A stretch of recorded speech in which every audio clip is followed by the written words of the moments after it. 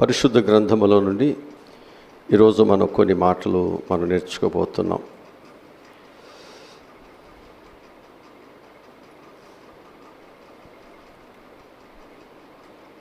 మత్తయి సువార్త 18వ అధ్యాయము.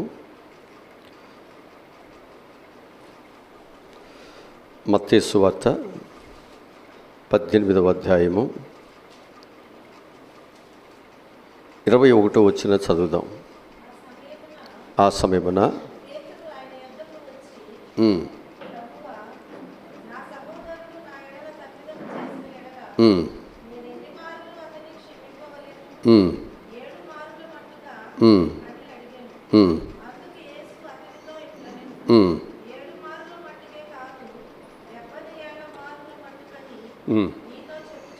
చాలు. ఇక్కడ నేను కొన్ని మాటలు చెబుతాను. అవసరతను బట్టి మనందరం చక్కగా దేవుని మాటలు మనం విని నేర్చుకుందాం. ఈరోజు మన యొక్క అంశం ఏంటంటే, ఎన్ని మార్లు మనము క్షమించాలి, ఎన్ని మార్లు మనం క్షమిస్తే దేవుడు మనలను క్షమించి ధన్యులుగా దేవుడు చేస్తాడు. ఎన్ని మార్లు మనము క్షమించాలి, ఎన్ని మార్లు మనం క్షమిస్తే దేవుడు మనల్ని ధన్యులుగా చేసి మనల్ని పరలోక సంబంధులుగా పరలోకానికి దేవుడు మనల్ని చేర్చుకుంటాడు. ఈరోజు విశ్వాసులుగా మరి మన నుండి ప్రభువు కోరేటువంటి కొన్ని మాటలు మనం నేర్చుకుందాం. ఒకటి, క్షమించబడ్డారా? ఇతరులను క్షమించండి. మనం క్షమించబడితే ఇతరులు మనం ఏం చేయాలి? క్షమించాలి. ఇది ప్రభువు మనకు నేర్పుతున్నటువంటి మొదటి మాట. ఇక్కడ మనం జ్ఞాపకం చేసుకుంటే, ఒక సహోదరి దగ్గరికి సాతాడు వెళ్ళి, నువ్వు పరమ పవిత్రాలు అని అనుకుంటున్నావా? నువ్వు చేసినటువంటి పాపిష్ట పనులని నాకు జ్ఞాపకము ఉన్నాయి. మరి నీకు జ్ఞాపకం ఉన్నావో లేవో నాకు తెలియదు, కానీ నాకు అన్ని జ్ఞాపకమే ఉన్నాయని ప్రశ్నిస్తూ ఆమె గతంలో చేసినటువంటి ప్రతి ఒక్క పాపాన్ని గురించి సాతాడు జ్ఞాపకము చేయటం మొదలుపెట్టాడు. అందుకు ఆమె ఆ సాతానుతో ఏమని చెబుతుందంటే, నీవు నా పాపమును గురించి మాట్లాడుతున్నావు కదా, మంచిదే. గత దినములో నా యొక్క పాపములు నువ్వు చెప్పినట్లుగానే చాలా భయంకరముగా నా పాప స్థితి ఉన్నమాట వాస్తవమే. నా పాప స్థితి అంతా కూడా నీ దగ్గర ఉన్నవి, నువ్వు నాకు చెప్పేవన్నీ కూడా నేను గ్రహిస్తూనే ఉన్నాను, అది వాస్తవమే. అయితే నా పాప యొక్క స్థితి ఇప్పుడు ఎక్కడ ఉందో అది నీకు చెప్తాను. నీవు తూర్పు వైపుకి వెళ్ళు, నువ్వు తూర్పు వైపుకి నువ్వు వెళ్ళు అన్నప్పుడు ఈ సాతాడు ఏం చేశాడంటే, తన పాపముల విషయాల్లో ఆయన తూర్పు వైపుకి ఆయన వెళ్ళాడు. ఆ తూర్పు వైపు వెళ్ళినప్పుడు అక్కడ ఆమె యొక్క పాపాలు కనిపించాయి. తర్వాత మళ్ళా ఆమె దగ్గరికి వచ్చిన తర్వాత ఆ సాతానుతో ఆ స్త్రీ చెప్తుంది, దైవభక్తి కలిగిన స్త్రీ చెప్తుంది, మళ్ళీ నీవు పడమటి వైపుకి వెళ్ళలేవు అన్నప్పుడు మరలా తిరిగి ఆ సాతాడు మళ్ళీ పడమటి వైపుకి వెళ్ళటం జరిగింది. అక్కడికి వెళ్ళిన తర్వాత మళ్ళీ అక్కడ కొన్ని పాపములు అక్కడ ఉండటము చూసి వచ్చాడు. వచ్చిన తర్వాత అప్పుడు ఆ సాతానుతో ఆ భక్తిగినటువంటి స్త్రీ చెప్తున్నటువంటి గొప్ప మాట ఏమిటంటే, కీర్తనకారుడు చెప్తున్నాడు, 103వ కీర్తన 12వ వచనమును వాక్యాన్ని ఎత్తి మాట్లాడుతుంది. పడమటికి తూర్పు ఎంత దూరమో ఆయన మన అతిక్రమములను మనకు అంత దూరపరిచి ఉన్నాడు అని వాక్యమునెత్తి ఎవరితో మాట్లాడిందనమాట? అపవాదితో మాట్లాడుతుంది. ఒకప్పుడు నా జీవితంలో పాపం ఉన్నమాట వాస్తవమే, కానీ ఇప్పుడు నేను దేవుని దగ్గరికి వచ్చిన తర్వాత నా పాప భారమంతటిని కూడా దేవుని మీద నేను వేసిన తర్వాత ఇప్పుడు ప్రభువు నాకేమి ఇచ్చాడంటే, నా పాపము నుండి నాకు విడుదలనిచ్చి నా హృదయమును తెలుగు చేసి నా పాప భారము ద్వారా వచ్చేటువంటి ఆ దుఃఖమునకు, వేదనకు, ఆ శిక్షకు నన్ను దూరము చేసి ఈరోజు దేవుని బిడ్డగా ఉండేటువంటి ఆ భాగ్యమును దేవుడు నాకు దయచేశాడు. కనుక ఈరోజు నువ్వు అనుకున్నట్లుగా గత దినాల్లో ఉన్నటువంటి పాప జీవితము ఇప్పుడు నా దగ్గర ఏమీ లేదు. వాటిని దేవుడు నా నుండి దూరముగా, వాటిని అంటే నాకు కనిపించినంత దూరముగా ఆ పాపాన్ని దేవుడు నా నుండి దూరము చేశారు అనే విషయాన్ని ఎవరు చెప్తున్నారన్నమాట? ఆ సాతానికి చెప్పడం జరుగుతూ ఉంటుంది. ఎందుకు దేవుడు మన యొక్క పాపాలను అంత దూరపరిచాడు అంటే, మనిషికి మళ్ళా అవి దగ్గరగా ఉంటే వాటిని పదే పదే మనం చూస్తూ ఉంటే మనకేమనిపిస్తుంది అంటే, మరలా ఆ పాపం అనేటువంటి ఆశ, ఆ పాపం అనే కోరిక మనలో కలిగి మళ్ళీ మనం ఏమైపోతాం? ఆ పాపం వైపు మళ్ళీ మనము మళ్ళించబడతాం. అందుకే ఆ పాపము అనేటువంటిది మళ్ళీ మనకు కంటికి కనిపించకుండా, అవి మనకి ఎప్పుడు జ్ఞాపకం రాకుండా, పదే పదే వాటిని గురించి మనం ఆలోచన చేయకుండా దేవుడు ఏం చేశాడంటే, మన ఊహలకు కూడా అందనంత దూరంలో దేవుడు వాటిని దూరముగా విసిరివేసేసాడు. అంటే ఇక్కడ ఎన్నడూ కూడా ఆ పాపము అనేటువంటిది నీ దరిదాపులోనికి రాకుండా గత పాపములు అన్నిటినీ కూడా దేవుడు ఏం చేశాడు? వాటిని మన నుండి దూరపరిచాడు. ఎప్పుడైతే దేవుడు వాటిని మన నుండి దూరపరిచాడో ప్రభు మనల్ని ఏం చేశాడన్నమాట? దేవుడు క్షమించాడు. దేవుడు మనల్ని ఏం చేశాడన్నమాట? క్షమించాడు.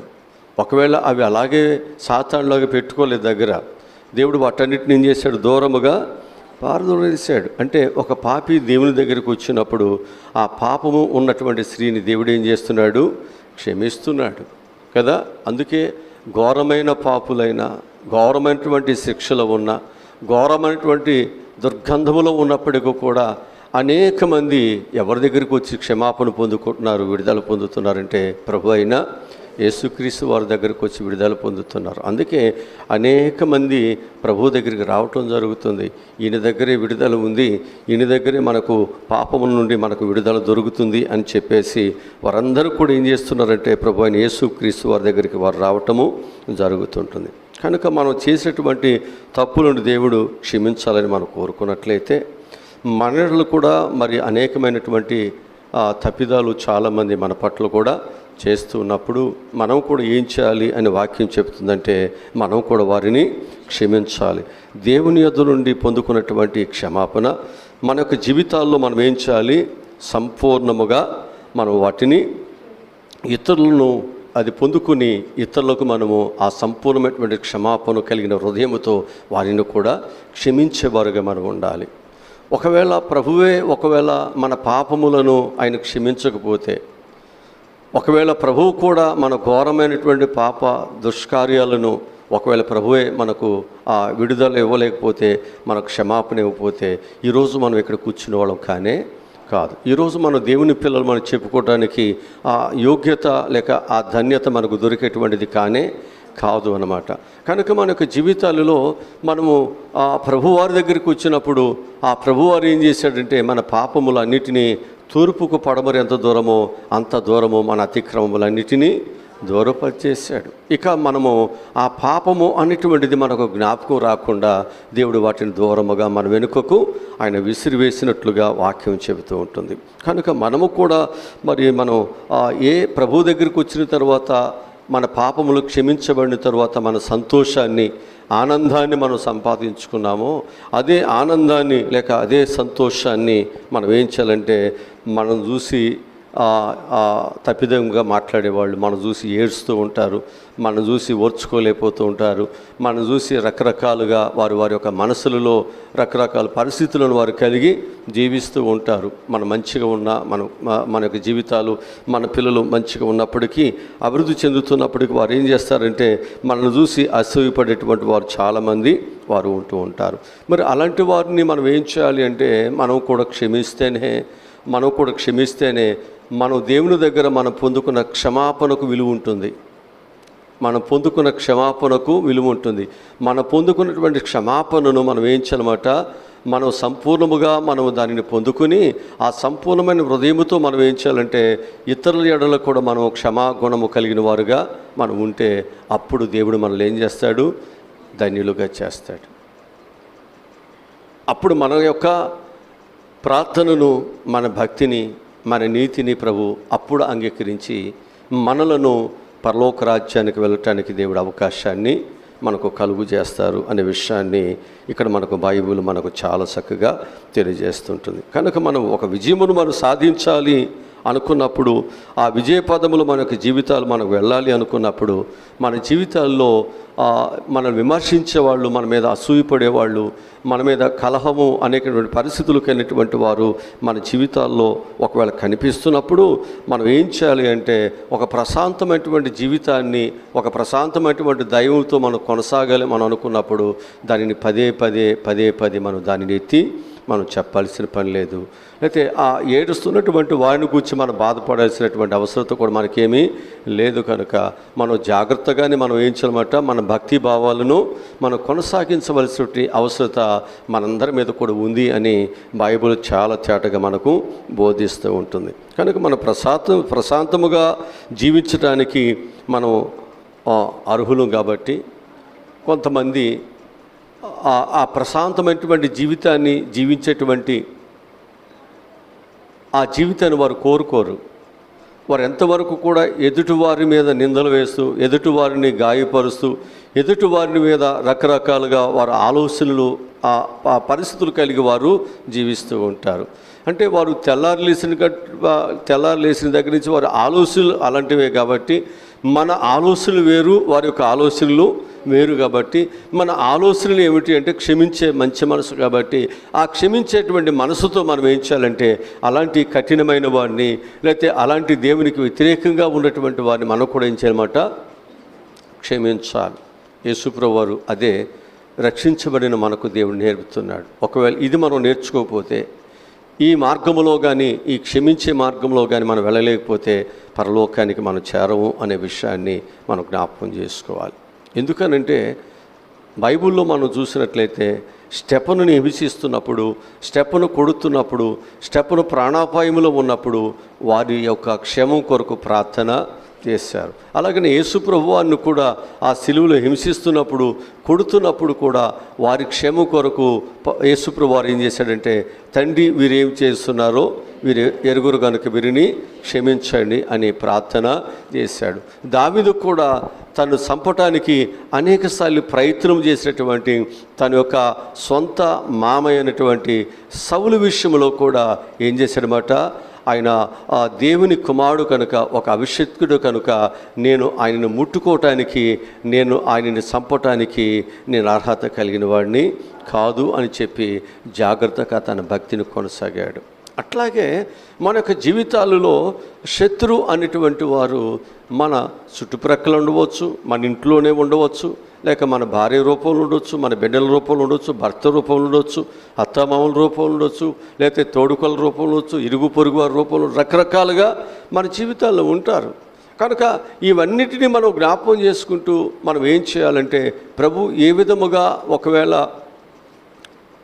ఆ క్షమాపణ అనేటువంటి గుణాన్ని దేవుడు మనకిచ్చాడు, ఆ క్షమాపణ అటువంటి గుణాన్ని మనం ఎప్పుడు కూడా త్రోసివేసుకోకుండా దాన్ని జాగ్రత్తగా మనం ఉంచుకోవాలి. ఎందుకంటే హృదయమును కఠినపరుచుకునేవాడు కీడులో పడిపోతాడు. ఆ క్షమాపణ అనేటువంటిది లేకుండా హృదయాన్ని కఠినపరుచుకుని కక్ష సాధింపుతో, పోట్లాట్లతో రకరకాలుగా మన యొక్క జీవితకాలం అంతా అలాగే మనం కొనసాగుతూ ఒకవేళ మనం ఉన్నట్లయితే మనం పొందిన రక్షణకు వ్యతిరేకంగా మనము జీవితాలు జీవించాలి, ఆలోచించాలి. ఆ విధంగా మనం ఏమైపోతామంటే, మనం వచ్చిన పని ఒకటైతే, దేవుని దగ్గర పొందుకోవాల్సిన ఆశీర్వాదం ఒకటైతే, మనం వేరే పనిలో మనము పడిపోయి కాలాన్ని, సమయాన్ని అంతా వృధా చేసేస్తాం.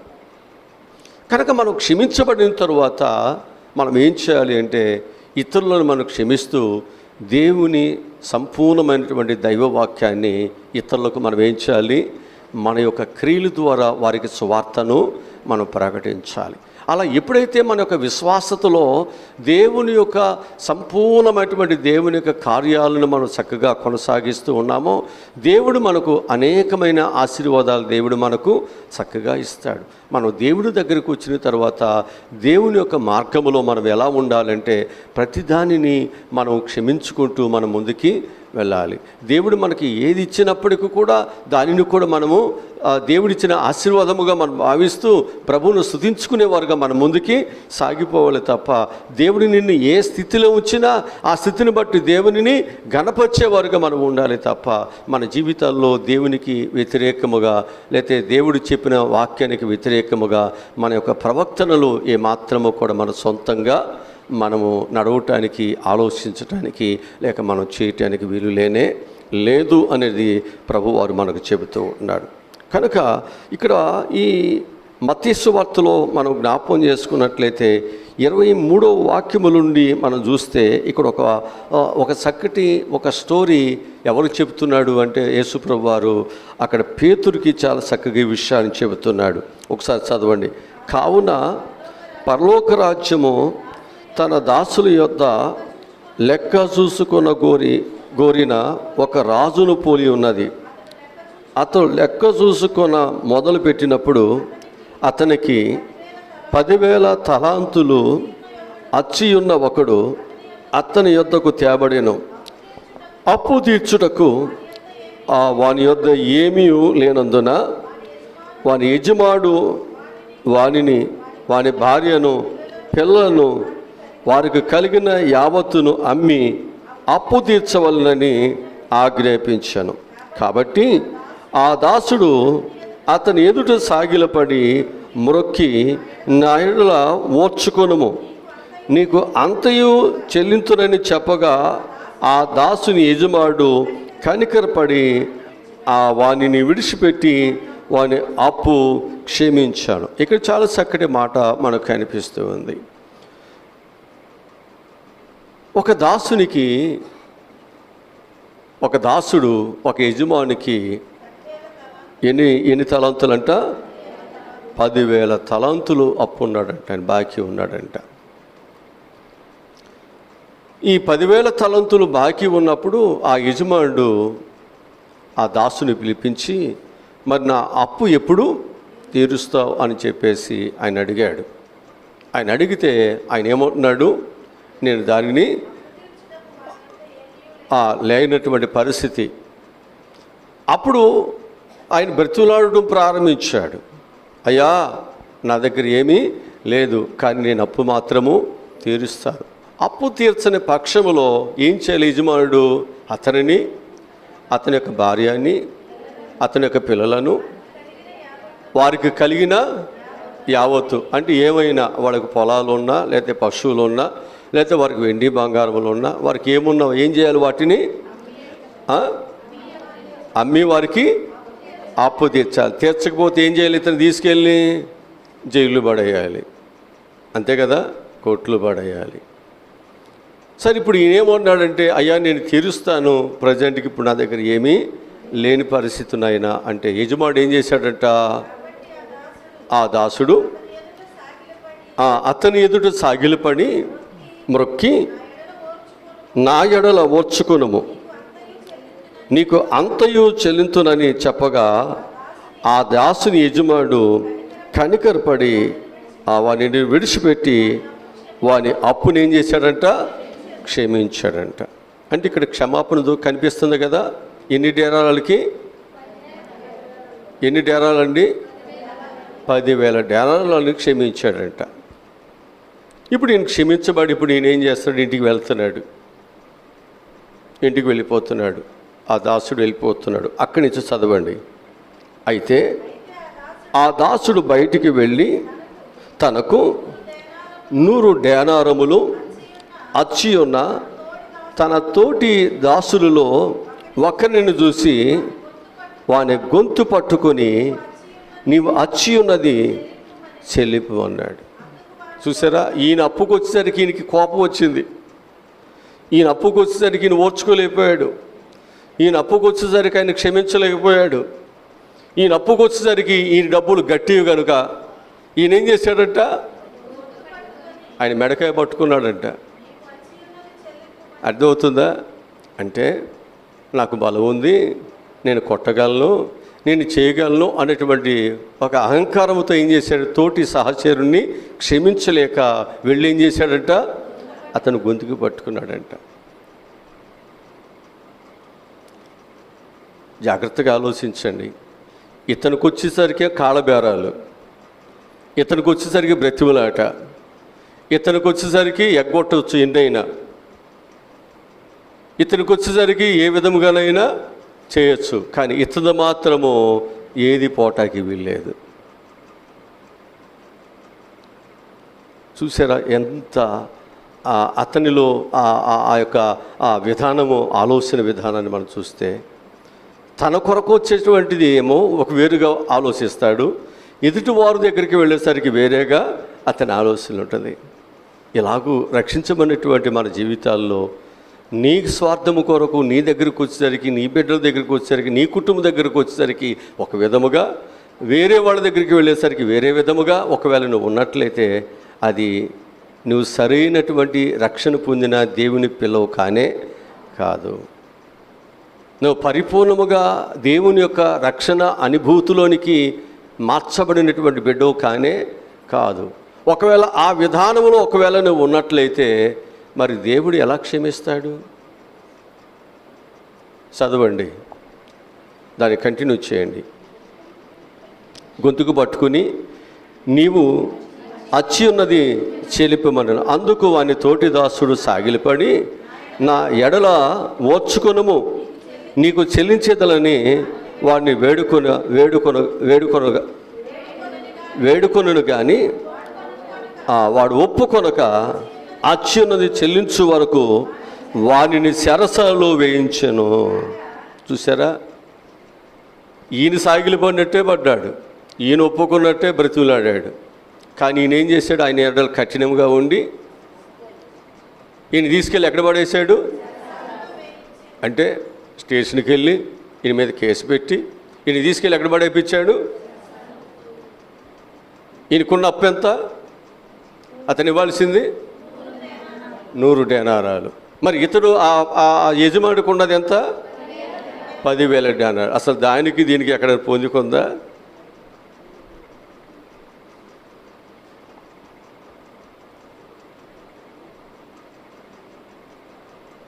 అప్పుడు యజమానుడు ఏం చేస్తాడు చూడండి.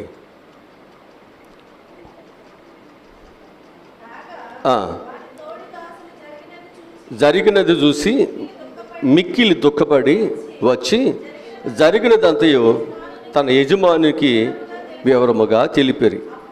అప్పుడు వాని యజమానుడు వాని పిలిపించి, చెడ్డదాసుడా, నీవు నన్ను వేడుకుంటివి కనుక నీ అప్పంతయు క్షమించి తిని, నేను నిన్ను కరుణించిన ప్రకారమును నీవును నీ తోటి దాసుని కరుణింపవలసి ఉండేను కదా అని వానితో చెప్పాను. అందుచేత వాని యజమానుడు కోపపడి తనకు అచ్యున్నదంతయు చెల్లించు వరకు బాధపరచు వారికి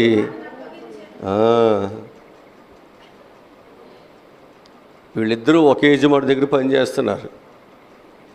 ఇప్పుడు ఈయన చేసిందంతా ఎవరికి చెప్పుకున్నాడు? ఇప్పుడు ఆయన వెళ్ళి యజమానుడికి చెప్పాడు, పలానా వాడు ఇదేంటిరా, వాడికి నిన్నే కదా వాడు నాకు దగ్గర 10 డేనారాలు 10,000 డేనారాలు వాడు అప్పుంటే నేను క్షమించాను కదా, ఇదేంటి 100 డేనారాలు అతడు 100 తలాంతులను అతను క్షమించలేక నిన్ను ఇలా శిక్షించడం నాకు చాలా బాధగా ఉంది అని వెంటనే అతను పిలిపించేశాడు. వెంటనే పిలిపించి, నువ్వు చేసినటువంటి పని ఏంటి? నేను నిన్ను క్షమించినట్లు నువ్వు అతను కూడా క్షమించినట్లయితే బాగుండేది కదా. నేను నిన్ను క్షమించినట్లు నువ్వు అతను క్షమించలేదు కాబట్టి, అతను శిక్షించావు కాబట్టి, అతనికంటే ఎక్కువ నువ్వు పాపము ఎక్కువ నాకు చెల్లించవలసి ఉంది కాబట్టి ఇప్పుడు నువ్వేం చేయాలి? అతనికంటే ఎక్కువగా శిక్షించబడాలి అని యజమానుడు ఇతను కూడా తీసుకెళ్ళి కోపపడి ఎవరికి అప్పగించాడంటే ఈయన బాధపరిచే వారికి అప్పగించాడు. జాగ్రత్త. రక్షించబడిన మన జీవితాల్లో దేవుడు మనలను ఒక 10,000 తలాంతులు అనేటువంటి పాపాలు 10,000 తలాంతులు కలిగినటువంటి లేకపోతే పాపాలు మనం దేవుడు క్షమించినప్పుడు మన తోటి వారు ఒక 100 తప్పిదాలు మనకంటే చాలా తక్కువ వారు చేసినప్పుడు మన వారి ఎడల జాలుసు కలిగి వారి ఎడల క్షమాపణ గుణము కలిగి వారిని ఒకవేళ మనం క్షమించలేకపోతే మనం ఏమవుతాం చెప్పండి? దేవుని దృష్టిలో నేరస్తులమేనా? దేవుని దృష్టిలో నేరస్తులమేనా? ఇప్పుడు మనకు ఒక యజమానుడు ఉన్నాడుగా, మరి మన యజమానుడు కూడా రేపొద్దున దేవుడు ఎక్కడ అడుగుతాడుగా? మన జీవితాన్ని బట్టి, మన పరిస్థితులు బట్టి, మన ప్రవక్తను బట్టి దేవుడికి మనం లెక్క చెప్పాలా లేదా? అందుకే జాగ్రత్త. రక్షణ పొందిన ప్రతి ఒక్కరూ ఒక ఘోరమైన పాప స్థితిలో ఉన్న దేవుడు మనల్ని క్షమించి తూర్పుకి పడవరు ఎంత దూరమో అంత దూరం మన పాపములన్నిటిని దేవుడు పారద్రోలి దేవుని బిడ్డగా ఉండటానికి దేవుడు మనకు అవకాశం ఇస్తే మన తోటి వారు ఒకవేళ రక్షణ పొందటానికి లేక దేవుని ప్రేమించి దేవుని మందిరానికి వస్తున్నప్పుడు వారిని సరిగ్గా మనము వారిని అర్థం చేసుకోలేక లేకపోతే వారి మీద మనం కోపపడుతూ లేకపోతే వారిని ఏముందన్నట్టు తక్కువగా వారిని చేస్తూ ఉన్నట్లయితే దేవుడి నీ పట్ల అలా చేసినట్లయితే మనము ఈరోజు మనం దేవుని పిల్లలుగా ఈ స్థలంలో మనం ఉండగలిగే వాళ్ళమైనా? ఈరోజు మనం ఉన్నాము అంటే ఆ దేవునిలో ఏముందనమాట? మన పట్ల క్షమాగుణం ఉంది, ఆయనకి క్షమించే మంచి గుణం ఉంది. కనుక మనము కూడా అలా క్షమించే గుణం ఉన్నట్లయితే ఏం కలుగుద్దనమాట? మనందరము కూడా ధన్యులమై పరలోక రాజ్యానికి మనం చేరటానికి మనమే కాదు, మన కుటుంబాన్నే కాదు, ఇంకా మన తోటి వారిని అనేకులు కూడా మనం ఏం చేస్తాం? దేవుని రాజ్యానికి మనం చేర్చేవారుగా మనందరం ఉంటామని చెప్పేసి నేను మీకు జ్ఞాపకంలోనికి తీసుకొస్తూ ఉంటున్నాను. కనుక ఇక్కడ దేవుడి వాక్యము నుండి మరొక విషయాన్ని నేను మీకు చెప్పాల్సినటువంటి అవసరత మన మీద ఉంచబడింది. ఒక కుర్రాడు ఒక యజమాని దగ్గర బానిసగా పనిచేస్తున్నాడు. ఆ కుర్రవాడు తన యజమాని దగ్గర బానిసగా పనిచేస్తున్నప్పుడు ఆ యజమానుడు ఆ కుర్రవాడు యొక్క నమ్మకత్వాన్ని బట్టి, ఆ కుర్రవాడు చేస్తున్నటువంటి మంచి పనిని బట్టి ఆ యజమానికి ఆ కుర్రవాడి మీద ఒక మంచి అభిప్రాయము కలిగి ఆ కుర్రవాడిని చాలా చక్కగా ప్రేమించేవాడు యజమానుడు. ఒకరోజు యజమానుడు మార్కెట్కి వెళ్ళి ఇంకా కొంతమంది పనివారిని మనం కొనుక్కొద్దాం కనుక మనిద్దరం కలిసి మార్కెట్కి వెళదామని చెప్పేసి ఆ కుర్రవాడిని తీసుకుని మార్కెట్కి వెళ్ళారు. ఆ మార్కెట్లో ఒక్కొక్కరిని చూసుకుంటూ వెళుతున్నారు. కొనుక్కోవాలంటే నాణ్యతగా, ఆరోగ్యముగా, బలంగా మన ఇంటికి వచ్చినప్పుడు వాళ్ళు మనకి లాభసాటిగా మన కొన్న డబ్బులకి వాళ్ళు పనిచేసి మనకు అనేకమైన ఒక ఆశీర్వాదకరముగా మన యొక్క అభివృద్ధికి వారు కష్టపడేవాళ్ళుగా ఉండాలని ఎవరైనా అనుకుంటాం కదా. అట్లాగే ఆయన జాగ్రత్తగా చూస్తే ఒక కొట్లో ఒక అతని దగ్గర 4 మనుషులు ఉన్నారంట. ఆ 4 మనుషుల్లో 3 బలంగా ఉన్నారంట, ఆరోగ్యంగా ఉన్నారంట. ఒక అతను మాత్రం బక్కగా ఉన్నాడంట, చాలా బలహీనంగా ఉన్నాడంట. అప్పుడు యజమానుడు అన్నాడంట ఈ దాసునితో, అరే మనం ఈ 3 మనం కొనుక్కుంటే బాగుంటుంది, ఆ 4వ అతను బాగోలేదు, అతను వద్దులే మనకి అని చెప్పేసి దాసుని చెప్పాడంట. దాసుడు అన్నాడంట, మంచిదే 3 కొంటున్నాం కదా, ఆ 3తో పాటు ఆ 4వ వాడు కూడా కొనండి అంటే యజమానుడు అన్నాడంట, అరే ఇప్పుడు ఆడిని మనం కొంటాం, మన ఇంటికి వెళ్ళిన తర్వాత ఆడు మనకు పని చేయాలా లేకపోతే ఆడికి మనం పని చేయాలా? ఇంటికి వెళ్ళిన తర్వాత వాడు ఒకవేళ మంచంలో పడ్డాడు అనుకో, ఇప్పుడు ఏం చేయాలి? మనం వాడిని పని చేయాలి మనమే ఆడికి. ఇప్పుడు మనం ఎందుకు వాడు కొనుక్కొచ్చుకునేది ఎందుకు? ఆడు మనకి పని చేయాలి. కనుక వాడు ముఖం చూస్తే అర్థమవుతుంది వాడు బలహీనుడు, వాడు లేదో రోగం ఉందనుకుంటా అని చెప్పేసి యజమానుడు అంటే ఈయన బ్రతిమలాడుతున్నాడంట. సరే ఇక యజమానుడు మరి ఇతను నమ్మకస్తుడు, మరి ఇటు ఎందుకు అడుగుతున్నాడు? మాట కాదనలేక ఆ యజమానుడు అన్నాడంట, అరే మరి నువ్వు ఎప్పుడు నన్ను ఏది అడగలేదు, మరి ఈసారి ఎందుకు నువ్వు కొనమని గట్టిగా బలవంతం చేస్తున్నావు నన్ను, మరి నీ మాట చొప్పున నేను అతను కూడా కొంటాను అని చెప్పేసి ఆ 4 కొనుక్కుని ఇంటికి తీసుకొచ్చాడంట. ఈ 3 అలాగనే ఈ నలుగురు అలాగనే ఈ కుర్రవాడు సక పనులు చేస్తున్నారంట. కొన్ని రోజులు అయ్యేసరికి యజమానుడు చెప్పినట్లుగానే ఆ 4 అతను ఏమైపోయాడు తెలుసండి, పని చేయలేక బలహీనుడైపోయి మంచంలో పడిపోయాడంట. ఈ విషయం యజమానికి తెలియదు. ఈ కుర్రోడు ఏం చేస్తున్నాడు అంటే,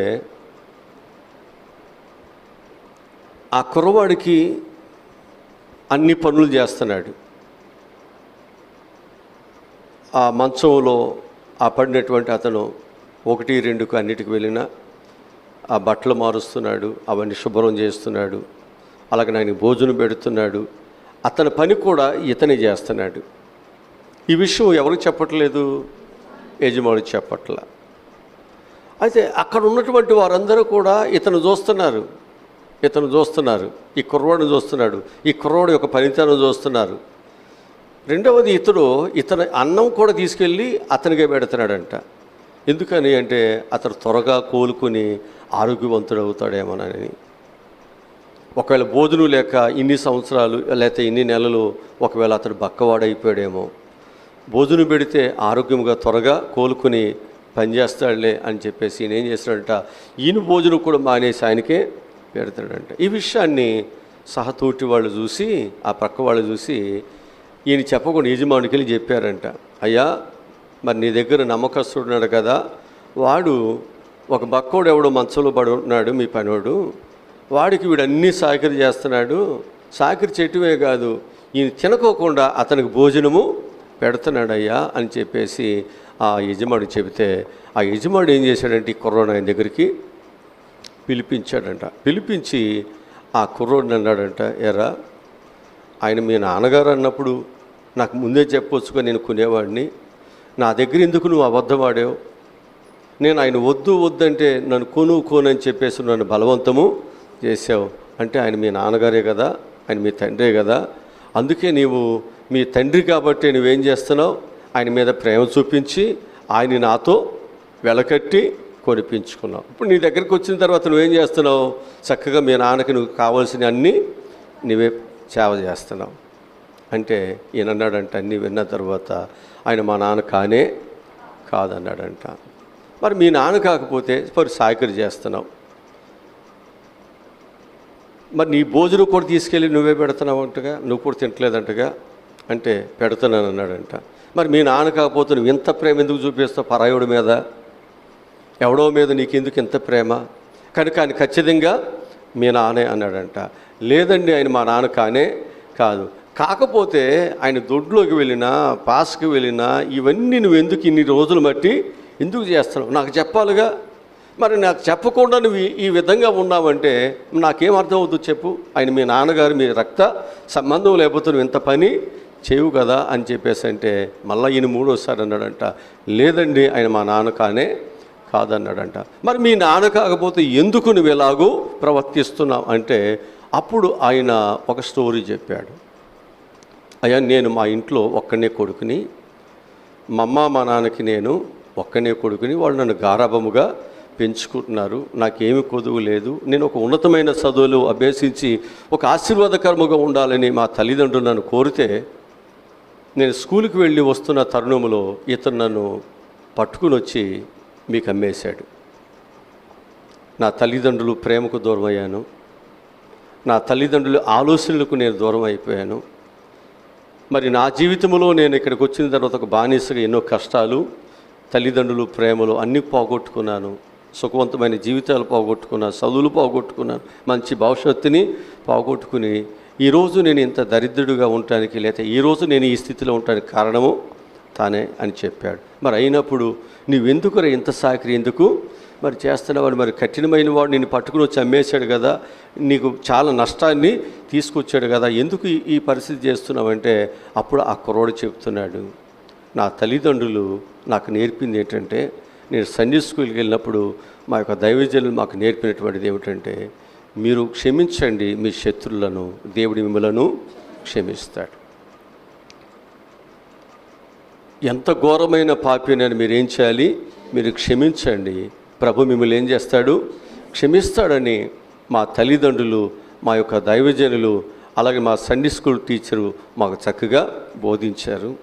మరి ఈరోజు నేను ఒకవేళ అతనికి ఈ విధంగా చేస్తే, గత కాలంలో అతను నాకు చేసినటువంటి ద్రోహాన్ని, మరి నాకు శత్రువు ఎవరు? అతనేగా. నేను ఈ స్థితికి వెళ్ళడానికి కారణం ఎవరు? అతనే కదా. ఇప్పుడు నేనేం చేయాలి? పరలోకానికి వెళ్ళాలంటే ఇప్పుడు అతని మీద నాకున్న శత్రుత్వం నా మనసులో అలాగే పెట్టుకుంటే పరలోకానికి వెళ్ళను కదా. ఇప్పుడు తల్లిదండ్రులకి దూరమై, అన్నిటికీ దూరమై, ఇప్పుడు నేను పరలోకానికి కూడా దూరం అయితే నేను భ్రష్టుని అవుతాను కదా. అందుకు అతను నాకు ఎంత నష్టం కలిగించినా, అతను నాకు కలిగించిన నష్టము ఈ లోకంలో తల్లిదండ్రులకి, ఈ లోకంలో చదువులకి, ఈ లోకంలో అనేకమైనటువంటి వెండి బంగారాలకు నన్ను దూరం చేశాడు. కానీ నన్ను పరలోకానికి దూరం చేయకూడదు కదా. అందుకే నేను అతన్ని ఏం చేస్తున్నాను? క్షమిస్తున్నాను. ఇతను క్షమించడం ద్వారా నాకేమవుతుంది? నేను పరలోకానికి వెళ్ళటానికి నాకు అవకాశం ఉంటుంది. ఇప్పుడు నా తల్లిదండ్రులు ఏమైపోయారో నాకు తెలియదు, ఇతను కూడా తెలియకపోవచ్చు. ఎందుకంటే చాలా సంవత్సరాలు అయిపోయింది కదా, నేను పెద్దవాడిని అయిపోయాను కదా. ఇప్పుడు నా తల్లిదండ్రులు ఏమయ్యారో, ఉన్నారో లేరో తెలియదు. ఆ దొంగతనం చేశాడు కాబట్టి అతనికి కూడా మర్చిపోయి ఉండొచ్చు, అసలు నన్ను కూడా అతను మర్చిపోయాడు. కానీ నేను అతన్ని జ్ఞాపకం ఉంచుకున్నాను. కనుక నా దేవుడు నాకు చెప్పినటువంటి వాక్యాన్ని నేనేం చేస్తున్నాను? జ్ఞాపకం ఉంచుకుని నేను అతనిని క్షమిస్తున్నాను. యజమానుడు అన్నాడంట, నీలో ఎంత గొప్ప భక్తి ఉంది కాబట్టి నువ్వు నమ్మకముగా నీ యజమాని దగ్గర చక్కగా మంచి పని చేస్తున్నావని ఆయన క్షమించాడంట. ఆయనలో ఉన్న నీతిని చూశాడంట, ఆయనలో ఉన్న మంచి భక్తిని ఆయన చూశాడంట. ఆయన చాలా ఆనందించాడంట. లేకపోతే ఆ రోజు అతని యొక్క ఉద్యోగం నుండి, లేకపోతే అతని ఇంటి నుండి అతను పారద్రోలాలనుకున్నాడంట. ఈయన నన్ను మోసం చేశాడు, నన్ను నష్టపరిచాడు, నేను అతను వద్దు అంటే ఇతడు నా మాట వినకుండా అతన్ని కొనిపించాడు. చూసారా, అతనిలో ఒక క్షమాపణ అనేటువంటిది అతని యొక్క జీవితంలో ఉన్నప్పుడు, అతని యొక్క జీవితంలో మరి ఒక యజమానుడు దగ్గర కూడా ఆయన ఏమి పొందాడనమాట?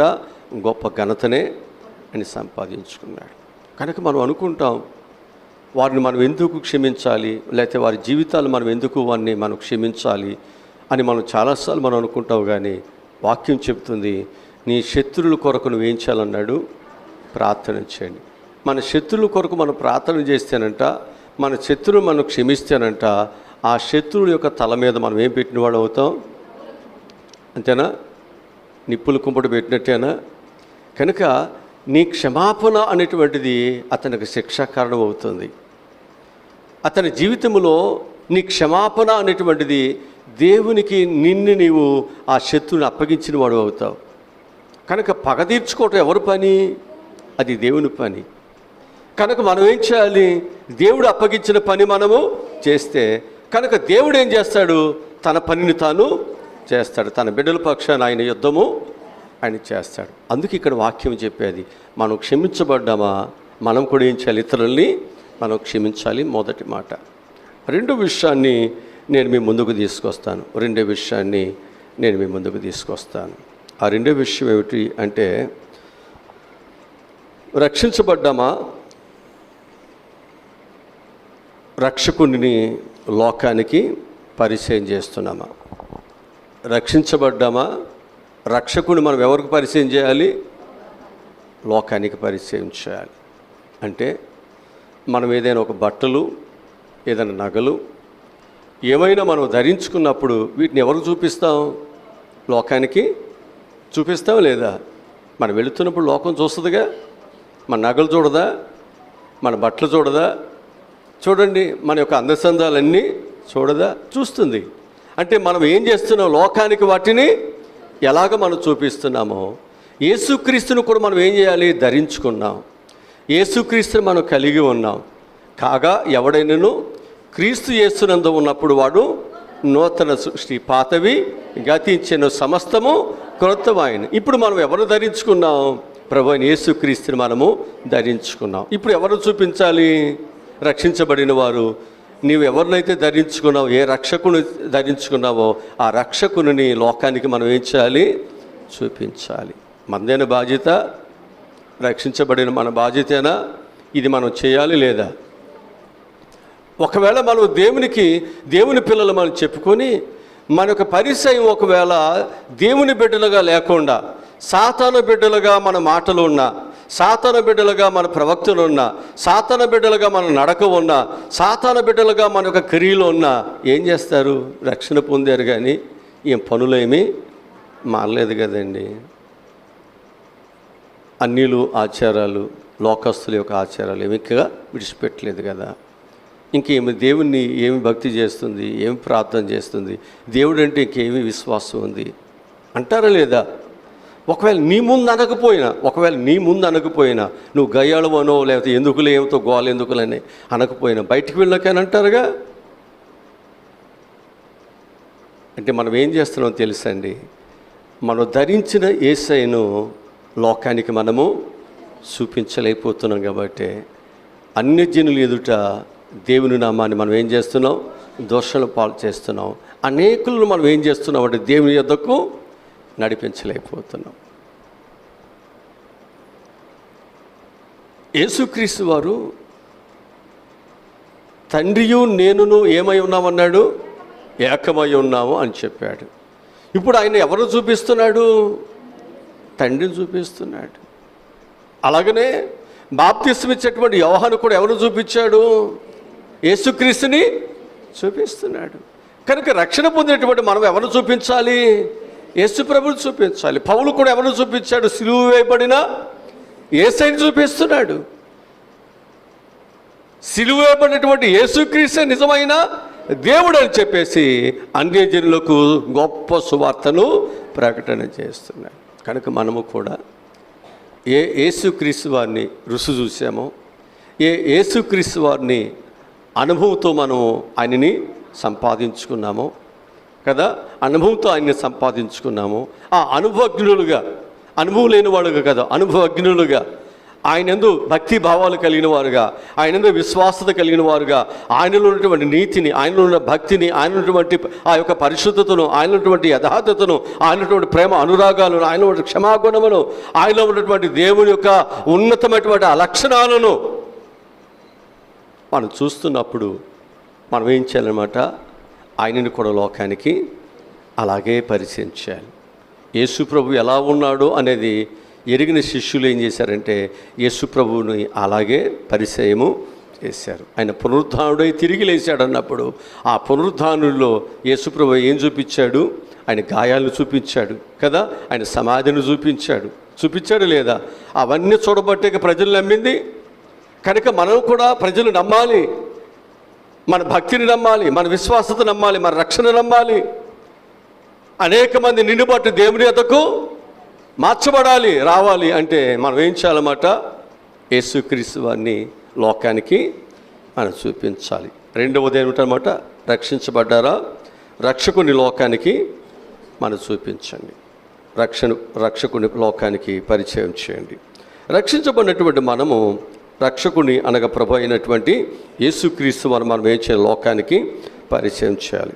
నిత్యము ఒకవేళ మనం కాలిపోతున్న అగ్నిగుండములో ఒకవేళ మనము నలిగిపోతున్నప్పుడు కూడా దేవుడు మనలను రక్షించువాడు, నన్ను కాపాడువాడు, నాకు సహాయము చేయగలిగినవాడు అని నీవు శ్రమలలో, నీ బాధలలో, నీ కష్టాలలో కూడా ఏం చేయాలన్నమాట? యేసుక్రీస్తు వారి లోకానికి మనం చూపించాలి. యేసుక్రీస్తు వారి లోకానికి మనము చూపించాలి. వాక్యములో చాలా ఉన్నతమైన మాటలు మనకు కనిపిస్తున్నాయి. వాక్యములో ఉన్నతమైన మాటలు కనిపిస్తున్నాయి. సామెత గ్రంథము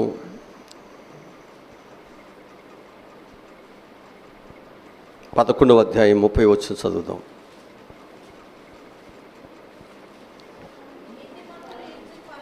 నీతిమంతులు ఇచ్చు ఫలము జీవవృక్షము, జ్ఞానము గలవారు ఇతరులను రక్షించును. ఇది ఇప్పుడు మనందరం కూడా ఏముండాలి? జ్ఞానముగా ఉండాలి. ఇప్పుడు మన జ్ఞానము దేనికి? ఇతరులను రక్షించటానికి, ఇతరులని చెడగొట్టడానికో, ఇతరులది దోసుకోవటానికో, ఇతరుల మీద మనం ఏదో పెత్తనం చేయటానికి కాదు.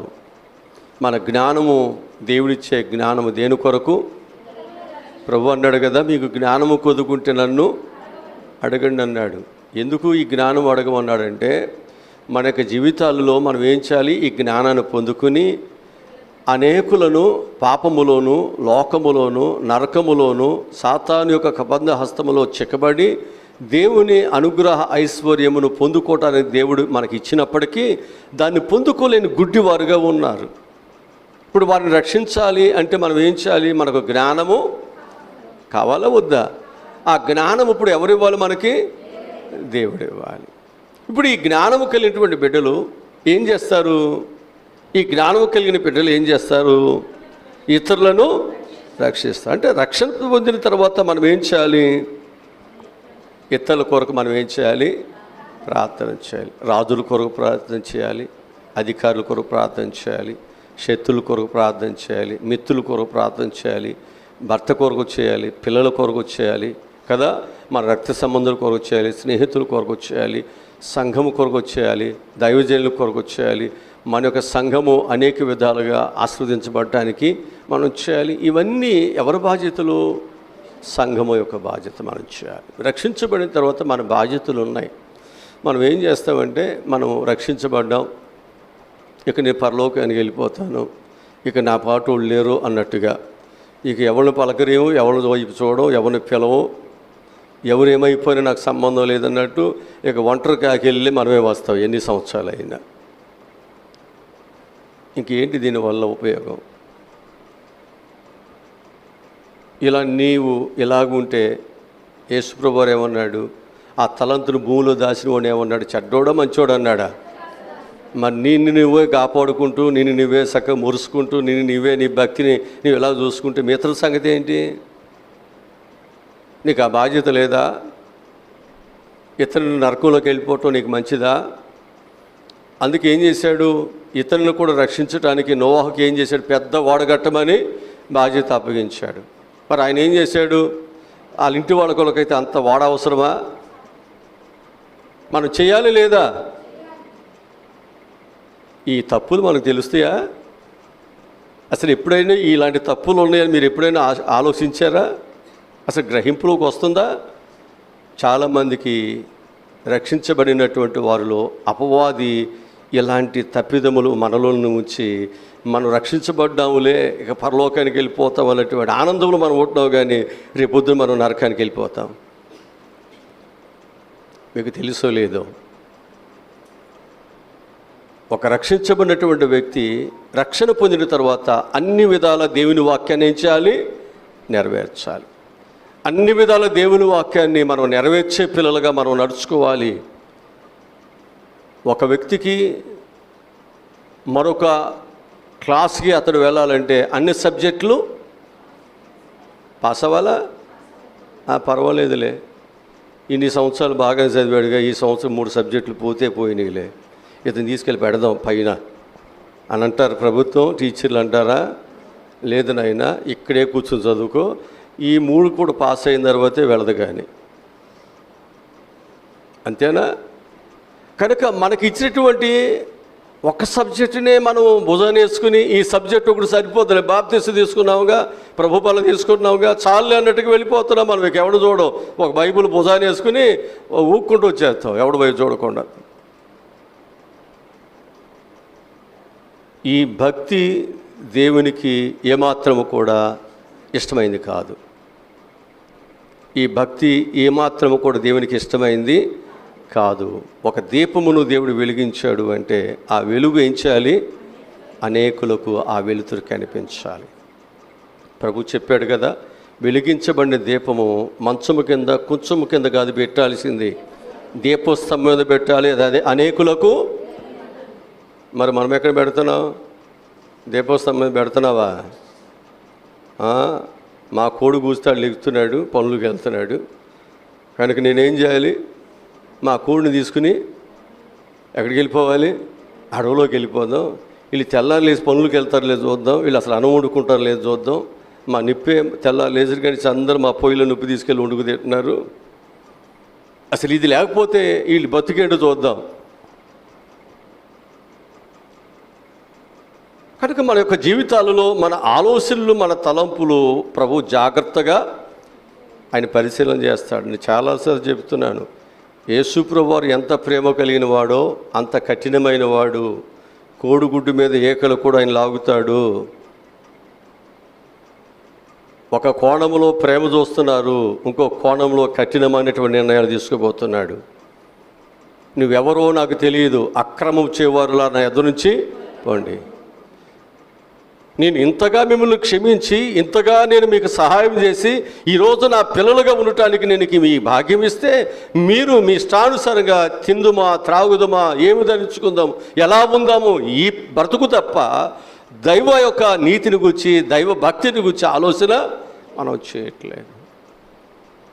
ఇది ఎవరు ఆలోచించారు అంటే దావీదు ఆలోచిస్తాడు. ఒక గొర్రెల కాపురకుండా నేను నా దేవుని యొక్క మందసం ఎక్కడ ఉంటుంది, నా దేవునికి నివాస స్థలము లేనే లేదు.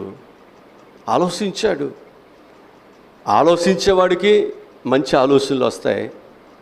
అసలు దేవుని మీద ఆలోచన లేని వాడికి అసలు ఆలోచనలు ఏమీ ఆయనకి రావు. ఇక మన ఆలోచనలు ఏంటంటే తెల్లారి లేచిన కానించి ఇక మన కుటుంబము, మన పిల్లలు, మన బ్రతుకు, మన పరిస్థితులు ఇక ఇవే. ఇక వీటి కొరకే మనం బయట కష్టపడతాం. చర్చిలోకి వచ్చిన తర్వాత కూడా వీటి కొరకే మన ప్రార్థనలు, పిల్లల కొరకు, భర్త కొరకు, కుటుంబం కొరకు, గృహాల కొరకు, అప్పుల కొరకు, డబ్బుల కొరకు, అనారోగ్యాల కొరకు, ఇవన్నీ ఇవే మన దగ్గర. మళ్ళీ చేసేది కూడా మళ్ళీ ఇదే. అంటే మన మనసులో అదే ఉంది, అది ఇంటి దగ్గర అలాగే ప్రయాసపడుతున్నాం, చర్చిలోకి వచ్చిన తర్వాత కూడా ఇదే అడుగుతున్నాం. మన నుండి ప్రభు ఆశపడేది ఏమిటంటే మనందరూ సజీవరాళ్ళపై ఉండి ఆత్మ సంబంధమైన మందిరముగా మనం కట్టాలి. మరి నువ్వు ఆత్మ సంబంధమైన మందిరముగా కట్టబడాలి అంటే నువ్వు ఒక సజీవమైన రాళ్ళు అవ్వాలి. ఇంకా కొన్ని రాళ్ళు చేర్చాలా? ఆ రాయి నీ మీద ఎక్కి అప్పుడప్పుడు తొక్కుతూ ఉందనుకోండి, దాన్ని భరించాలి. నువ్వు ఒక రాయి మీద రాయి పడితే బొరువేగా కింద ఉండే వాళ్ళకి ఏం చేయాలి? భరించాలి. దేవుని మందిరం కట్టబడాలి, దేవుని నీతి కట్టబడాలి, దేవునికి మహిమ రావాలి, సాతాడు ఓడిపోవాలి. నా ద్వారా సాతాడుకి ఇక్కడ జయము రాకూడదు, నా దేవునికి అవమానము రాకూడదు.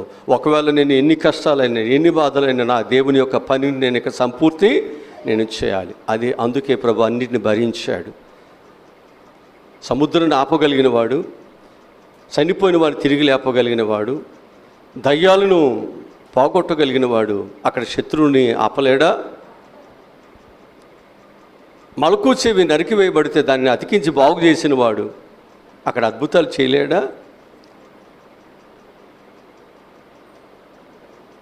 ఎందుకు ఆయన మౌనంగా ఉన్నాడంటే నేను చనిపోవాలి, నా ప్రజలకు నేను రక్షణను ఇవ్వాలి. ఆ సిలువలో ఈ సాతాను యొక్క ప్రతి ఒక్క పాపము ఏదైతే ఉందో ఆ డాక్యుమెంట్స్ మీద ఉన్న రాత అన్నిటిని నేనేం చేయాలి? తుడిచివేయాలి పూర్తిగా. తూర్పుకి పడమరు ఎంత దూరమో కాదు, ఆ డాక్యుమెంట్స్ మీద ఉన్నటువంటి ఆ రాతలన్నిటిని, చేవ్రాతలన్నిటిని ఏం చేయాలన్నాడు? ఆయన తుడిసివేయాలంటాడు. మేకులతో బంధించేస్తాను, ఇక నాతోనే అది సర్వనాశనం అయిపోవాలి, అది మరలా తిరిగి రావటానికి వీల్లేదు. అది నా తండ్రి నాకు అప్పగించిన పని, ఆ పనిని నేనేం చేయాలి? ఇక్కడ నెరవేర్చాలి. హల్లెలూయా, హల్లెలూయా. అందుకే నీతిమంతులు ఏం చేస్తారు? ఇతరులను రక్షిస్తారు. వాక్యముల నుంచి నేను మీకు జ్ఞాపకం చేస్తాను. వాక్యముల నుంచి దానియేలు గ్రంథం 12:3 ఒక మాట ఉంది. బుద్ధిమంతులైతే ఆకాశం మండలములోని జ్యోతులను పోలిన వారే ప్రకాశిస్తారు. నీతి మార్గమును అనుసరించి నడుచుకున్నట్లు ఎవరు అనేకులను త్రిప్పుదురో వారు నక్షత్రం వలె నిరంతరము ప్రకాశిస్తారు. అంతేనా? నిరంతరం వారు ప్రకాశిస్తారా? ఇప్పుడు నిరంతరం ప్రకాశించాలనే దేవుడు మనం రక్షించింది కనుక మనం ఏమవ్వాలి? అనేకులను మనం తిప్పాలంటే మనం ఏమవ్వాలి? ఒకటి, బుద్ధిమంతులుగా ఉండాలి. రెండవది, మనం ఎలా ఉండాలి? ఆకాశంలో ఉన్నటువంటి జ్యోతులను పోలిన వారే నిత్యం మనం ఏమవ్వాలి? ప్రకాశించాలి. మనం ఏం చేయాలన్నమాట? నీతి మార్గమును అనుసరించాలి, నడుచుకోవాలని అనేకులను కూడా మనము కోరుకోవాలి. మనం నడవాలి, అనేకులను ఏం చేయాలి? నడవాలి. పౌలు ఏమంటాడు? నేను క్రీస్తుని పోలి నడుస్తున్నాను, మీరు కూడా నన్ను పోలి. అదే కన్నది. అంతేనా? ఒకటి సిగరెట్ తాగుతూ, ఒకటి త్రాగుడు తాగుతూ, అరే మీరు సిగరెట్ తాగకూడదు, తాగుడు తాగకూడదు అంటే ఏమంటారు? మరి మాకు చెప్పేవాడు నువ్వెందుకు తాగుతున్నావు అంటారా లేదా? అంటారా? చెప్పండి, అంటారా? అతను చెప్పాలి అంటే అతను ఏం చేయాలి? అది మానేసి ఆ పని చేసేవాడిని తప్పునైనా నేను ఇలాగే చేసి నేను నష్టపోయాను, మీరు అలాగూ చేయకూడదన్నప్పుడు నీ మాటను గౌరవిస్తారు. నువ్వు తల్లివైనా తండ్రివైనా ఎవరివైనా నీ మాట గౌరవంగా ఉండాలి అంటే నీ నడక, నీ పడక, నీ మాట, నీ పద్ధతులన్నీ మంచిగా ఉన్నప్పుడు నీ మాటకు కుటుంబంలో విలువ ఉంటుంది, నీ పిల్లల దగ్గర విలువ ఉంటుంది, సమాజంలో నీకు విలువ ఉంటుంది. నువ్వే సరిగ్గా నడవనప్పుడు సమాజంలో నీ కుటుంబంలో నీకేం గౌరవం వస్తుంది? నన్ను గౌరవించాలి, నన్ను గౌరవించాలంటే ఎలా గౌరవిస్తారు? ఏ విధంగా గౌరవిస్తారు? ఏ విధంగా ఆ గౌరవం అనేది నీకు వస్తుంది? అంటే ఆ గౌరవం రావాలంటే ఒకవేళ మనం ఏదో మన బలాన్ని బట్టో లేదా మన డబ్బులు బట్టో లేదా మన పెట్టుబడి బట్టి వచ్చేది కాదు. అది మన మంచి క్రియలు బట్టి, మన మంచితనాన్ని బట్టి, మన మంచి ప్రేమ అనురాగాలు కలిగి మన మంచి మార్గాల్లో నడిచే దాన్ని బట్టి మనకు వస్తూ ఉంటాయి.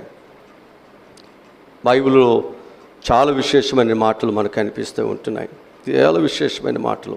కనుక రక్షించబడినట్టు మనము అనేక మందిని మనం ఏం చేయాలన్నమాట, రక్షించి అనేకులు మనం ఏం చేయాలి, ప్రభు దగ్గరికి మనం తీసుకురావాలి. దీన్ని బట్టి మనం ఏమవుతాం? ధన్యులం అవుతాం. నీతిమంతులు ఏమవుతారు? నీతిమంతులు ఏం చేస్తారు? అనేకులను వారు తిప్పినప్పుడు నిరంతరము వారు ఎలా ఉంటారన్నమాట, ప్రకాశించేటువంటి ఒక నక్షత్రం వలె వాడి యొక్క జీవితాలు ఉంటాయి బుద్ధిమంతులుగా ఉన్నప్పుడు. ఈరోజు నీ జీవితంలో చక్కగా నువ్వు నడుచుకోవాలి, అనేకులు నడిపించాలి, చక్కగా బుద్ధి కలిగి జ్ఞానము కలిగిన ఉండాలి. అనేకులను బుద్ధి లేక జ్ఞానము లేక జీవించే వారిని, వారి బుద్ధి కలిగిన వారినిగా జ్ఞానము కలిగిన వారిని దేవుని సన్నిధికి నడిపించాలి. ఆ విధంగా మన రక్షణను ఇతరులకు మనం చూపించాలి, పంచిపెట్టాలి. రక్షించబడిన ప్రతి ఒక్కరూ ఆలోచించండి. చాలామంది మాటలు బాగా చెబుతారు, క్రియా హృదయం బాగాదు.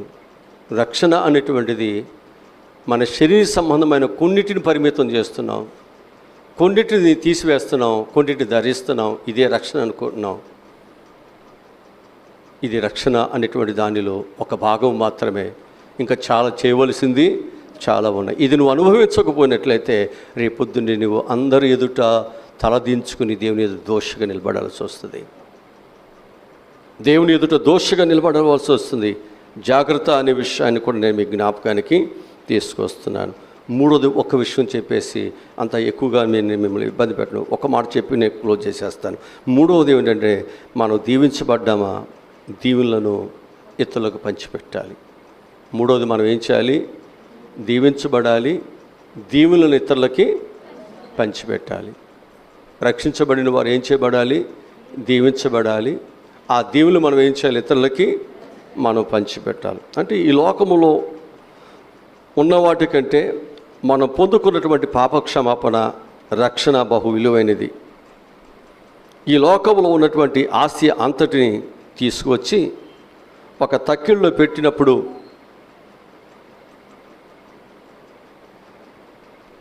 మనకున్నటువంటి క్షమాపణ, మన రక్షణను ఆ తక్కిట్లో ఒక పక్కన పెట్టినప్పుడు వీటన్నిటికంటే విలువైనది ఏది అంటే రక్షణ మాత్రమే.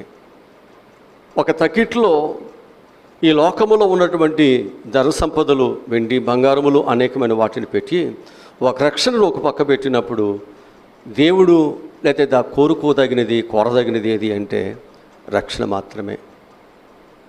అందుకే మనం ఈ లోకములో ఒక విలువైన దానిని మనం పొందుకున్నాం కనుక ఆ విలువైనటువంటి దానిని అనేక మంది అది విలువ అని చెప్పేవారు గ్రహించలేక లోకములో అనేకమైన వాటిని, తుచ్చమైన వాటిని, చిమ్మిట్లు కొట్టేసే వాటిని, తుప్పు పట్టే వాటిని, ఇంతలో కనిపించి అంతలో మాయమైనటువంటి వాటిని విలువ అని చెబుతున్నారు. అది ఏది మన వెంట రాదు. విలువైనది అనేది మనం గ్రహించినప్పుడు, మనం దీవించబడినప్పుడు, ఆ దేవుని గుర్చిన అనుభవ జ్ఞానము కలిగినప్పుడు మనం ఏం చేయాలంటే దానిని ఇతరులకు మనము పంచిపెట్టాలా,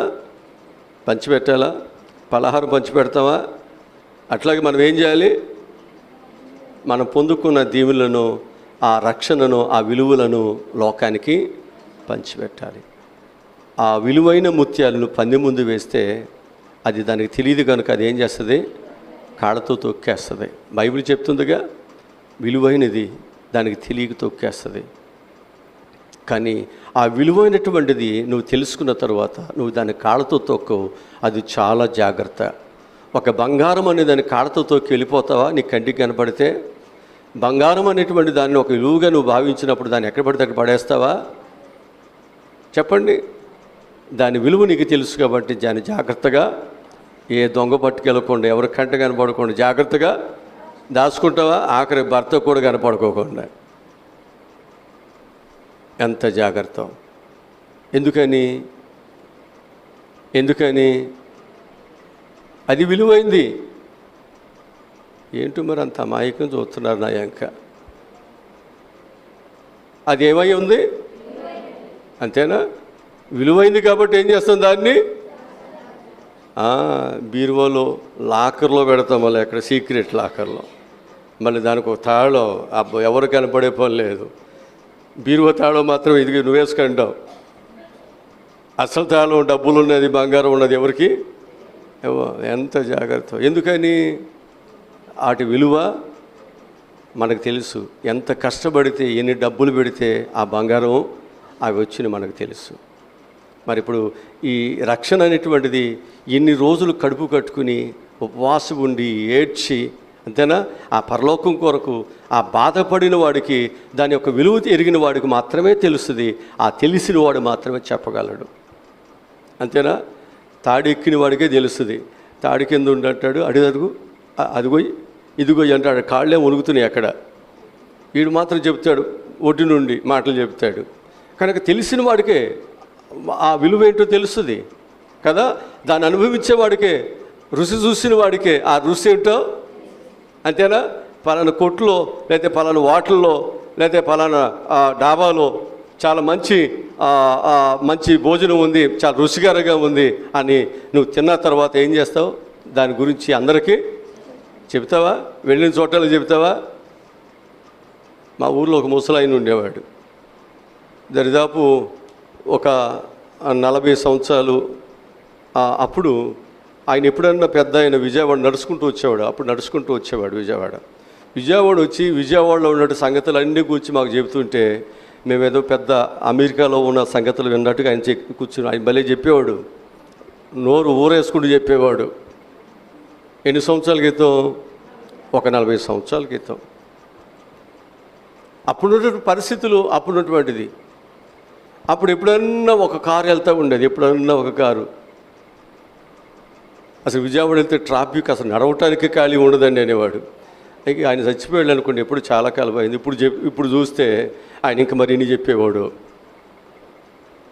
కనుక చాలాసార్లు మన యొక్క జీవితాల్లో ఆ రుచి అనేది మనకు అర్థమైతే, వెళ్ళిన ప్లేస్ యొక్క ఆ యొక్క పరిస్థితి ఏంటో మనకు అర్థమైతే మనం చేస్తాం. ఆ అందసందాల గురించి, దాని గురించి అక్కడ చక్కగా వర్ణన మనం చేయగలుగుతాం. చాలామందికి దేవుని సన్నిధికి వస్తున్నారు, బాప్తిసాలు తీసుకుంటున్నారు, ఇంకా ప్రభు యొక్క రుచి ఏంటో అర్థం కావట్లేదు, ఇంకా అర్థం కావట్లేదు. అర్థం కాకే మనం దానిని ఇతరులకు పరిచయం చేయలేకపోతున్నాం, ఇతరులకు పంచలేకపోతున్నాం. అర్థమవుతుందని నేను చెప్పేది. మనం పరిచయం చేయలేకపోతున్నాం, లేకపోతే ఇతరులు పంచలేకపోతున్నాం. అందుకే కీర్తన అంటాడు, 33వ కీర్తన 12వ వచనంలో, యెహోవా తమకు దేవుడుగా గల జనులు ధన్యులు, వారు దీవించబడతారు, వారి ధన్యులు. దేవుని పిల్లలకు ఉంటే ధన్యులయ్యా. లోకములు ఎన్నున్నా మీరు ధన్యులు కానే కాదు. కనుక ఎవరిని కలిగి ఉంటే మనం ధన్యులు అన్నమాట. దేవుని కలిగి ఉంటే ధన్యులయ్యా అని మనం ఏం చెప్పాలి? ఇతరులకు చెప్పాలి. ఇల్లు వాకిళ్ళు అన్నీ మంచిదే, బంగారం అన్నీ సంపాదించుకు మంచిదే, కానీ దేవుడు ఉండాలి కదా. ఇవన్నీ లేకుండా యేసుప్రభు లేకపోతే సున్నానే కదా. కనుక ఇవన్నీ ఉండి యేసుప్రభు లేకపోతే నీవు సున్నానే కదా. నీ బ్రతుకు సున్నానే కదా, నీ అభివృద్ధి సున్నానే కదా. నీవు ధన్యుడు అని లోకంలో చెప్పుకున్నావు, ఈ లోక సంబంధమైన ధన్యతలు తప్ప యేసుక్రీస్తుని ఇంకా నీవు ఏమీ తెలుసుకోలేదు కదా. కనుక మన లోకానికి మనం ఏం చెప్పాలి? ఒక ధన్యకరమైనటువంటి యేసుక్రీస్తు వారి గురించి, ఆయన పాదాల గురించి, ఆయన రక్షణ గురించి ఇతరులకు మనం చెప్పాలి, ఇతరులకు ఆ ధన్యతలు పంచాలి. హల్లెలూయా. సామెతల గ్రంథము 11వ అధ్యాయం 10వ వచనం అంటాడు, నీతిమంతులు వర్ధిల్లుట పట్టణమునకు సంతోషకరము, భక్తిహీనులు నశించుతున్నప్పుడు ఉత్సాహధ్వని పుట్టును కదా. నీతిమంతులు వర్ధిల్లుట పట్టణమునకు. కనుక నీవు వర్ధిల్లటము అనేక మందిని పాపములను తప్పిస్తాం. నరకములను తప్పిస్తాం. దేవుని పిల్లలుగా అనేకులను మార్చి వారందరూ ధన్యులుగా మనం చేస్తాం. కనుక నువ్వు వర్ధిల్లాలి. ముందు నువ్వు వర్ధిల్లితే అనేకులకు ఆశీర్వాదకరంగా ఉంటావు. అసలు నువ్వే వర్ధిల్లలేకపోతే, వాక్యం నీకు తెలియపోతే, రక్షణ నీకు తెలియపోతే, ప్రభువు నువ్వు రుచి చూడకపోతే ఇంక నువ్వు ఎవరికి చెప్తావు, ఎవరికి పంచుతావు? అర్థం చేసుకోండి. దేవుని మాటలు నీ జీవితానికి జ్ఞానాన్ని ఇచ్చేవి, తెలివినిచ్చేవి, నువ్వు నడవలసిన త్రోవలు నిన్నవి నడిపించేవి. ఉన్నతమైన మాటలు.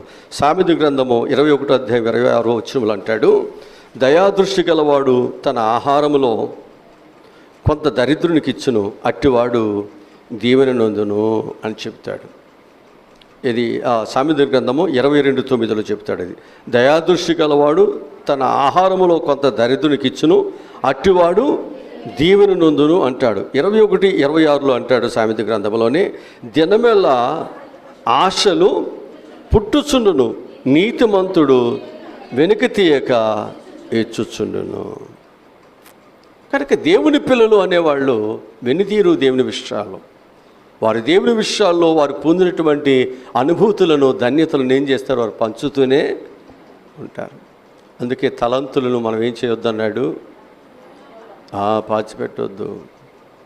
దేవునికి ఇచ్చిన తలాంతులు ఏమైతున్నాయో అవి నీవు జాగ్రత్త. నువ్వు క్షమించగలిగినప్పుడు క్షమించండి, పంచగలిగినప్పుడు పంచండి. ఒకవేళ నువ్వు అదేమి చేయలేకోకుండా నువ్వు ఉన్నట్లయితే నిన్ను తీసుకువెళ్ళి ఏమన్నాడు అక్కడ యజమానుడు ఏమన్నాడు, శ్రమ కలిగిన దానిలో అతనిని పడవేయండి. అయితే బాధపరిచే వారికి అప్పగించాడా లేదా? రేపొద్దున్నే మనల్ని కూడా ఏం చేస్తాడు, బాధపరిచే వారికి అప్పగిస్తారా?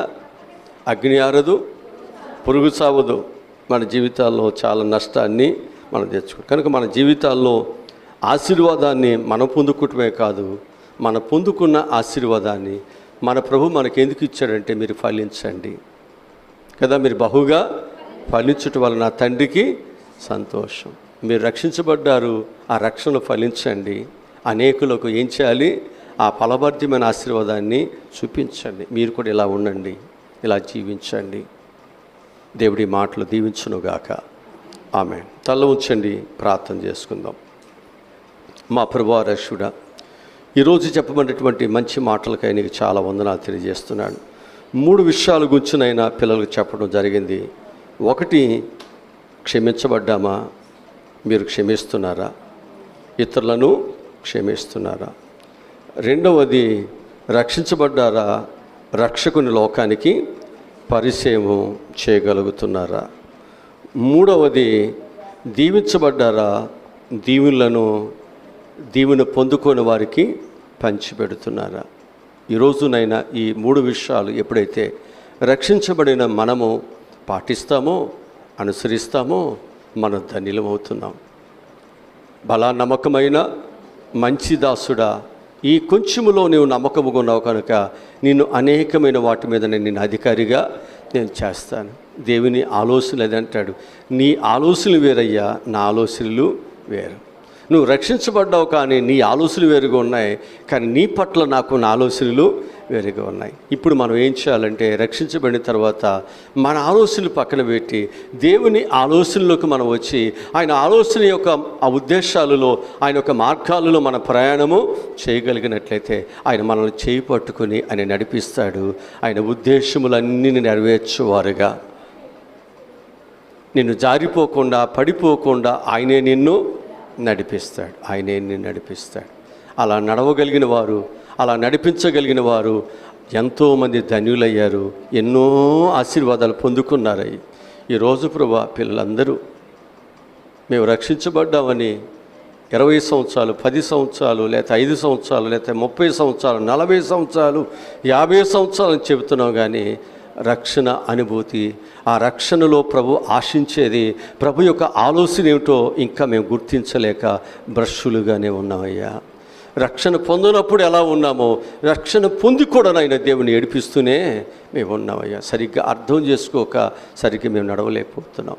దయ చూపిస్తూ మేము ఈ వాక్యము ద్వారా జ్ఞానం దయం కలిగి మంచిగా మేము నడుచుకోవట సహాయములను దయచేనైనా సంఘమును, సంఘం వెలుపులున్న పిల్లలను అందరినీ చక్కగా దైవ మార్గంలోకి నడిపిస్తూ దేవుని పిల్లలుగా మేమందరూ నైనా ఈ అంత్య దినములలో దేవుని రాజ్యాన్ని దేవునికి ఇష్టమైన పిల్లలుగా మేము కట్టడానికి నడవటానికి మీరు మాకు సహాయములను దయచేయమని, అసలు రక్షణ అంటే ఏంటో, దాని యొక్క విలువలు అంటే ఏంటో, దాని యొక్క గౌరవం అంటే ఏంటో మేము ఎరిగి మేము తెలుసుకుని దాని లోకానికి పంచే అనుభూతి జ్ఞానం ఉన్నాయినా మీరు మాకు దయచేయమని, అట్టి జ్ఞానములో ప్రభువా మేము దినదినము చక్కగా అభివృద్ధి చెందటానికి మీరే సహాయములను దయచేయమని యేసు నామములో ఈ మనవులు ఈ ప్రార్థనలు అడిగి పొందుకుని ఉన్నాము తండ్రి.